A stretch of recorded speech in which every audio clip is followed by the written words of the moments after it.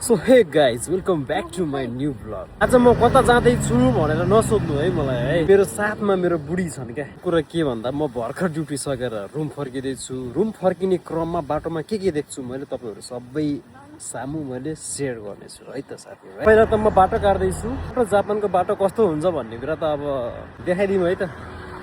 यस्तो छ बाटो चाहिँ है। आहा गर्मी छ, गर्मी नभएको होइन छ, तर अक्सिजन पनि प्राप्त भइरहेछ नि त फेरि माथिबाट। That's the point. सो आज हामी चाहिँ हिँड्दै आइरहेछौँ बुढाबुढी। किन भन्दाखेरि चाहिँ हामीले चाहिँ बाटोमा काफल पाकेको देखिरहेछौँ, त्यही भएर चाहिँ हामी आज काफल खोज्न हिँड्या। अब काफल पाउँछ कि पाउँदैन भनेर चाहिँ अब लेट्स सी। जापानको उबेर चाहिँ यस्तो हुन्छ साथीहरू, यस्तो स्पिडमा गयो है। यो गर्मीले नि लास्ट कालो बनाइसक्यो क्या मान्छेलाई होइन। म त डढिसकेँ साथीहरू। काफल पाउँछ त हामीले आज? खै पाउला जस्तो लाग्दैन मलाई त। मैले काफल देखेँ जस्तो लाग्यो है साथीहरू है। काफल देखेँ जस्तो लाग्यो मलाई चाहिँ। यो काफलको बुटो हेरौँ न यहाँ।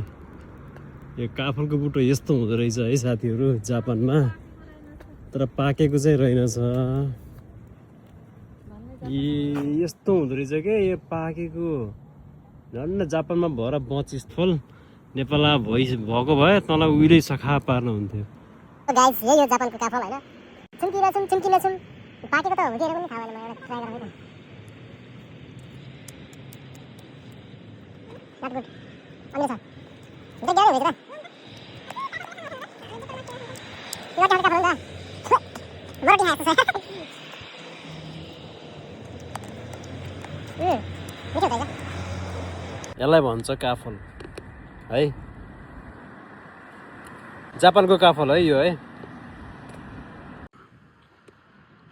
अब यता चाहिँ पार्क फेरि यस्तो हुन्छ है साथीहरू। यस्तो रमाइलो छ पार्क, के गर्ने। नेपालमा यस्तो पार्क त अब उही सम्झिने होला है। कति हरियाली के। आहा यस्तो बन्दोबस्त तरिकाले राखेको छ। हाम्रो मेरो बुढलाई फेरि ऊ घाम भएर ऊ लखर हिँडिरहेछ। पानी कसरी खाने थाहा छ साथीहरू? पानी खाने धारो है यो चाहिँ है। ऊ जापानमा पानी खाने धारो यस्तो हुन्छ है। हेर्दा यस्तो दामी तरिकाले ट्रेन पनि आउँछ यहाँ चाहिँ है साथीहरू।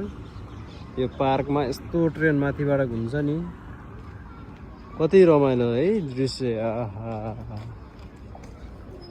यस्तो छ ट्रेन मजाले घुम्छ है। काफल चोर मेरो बुढी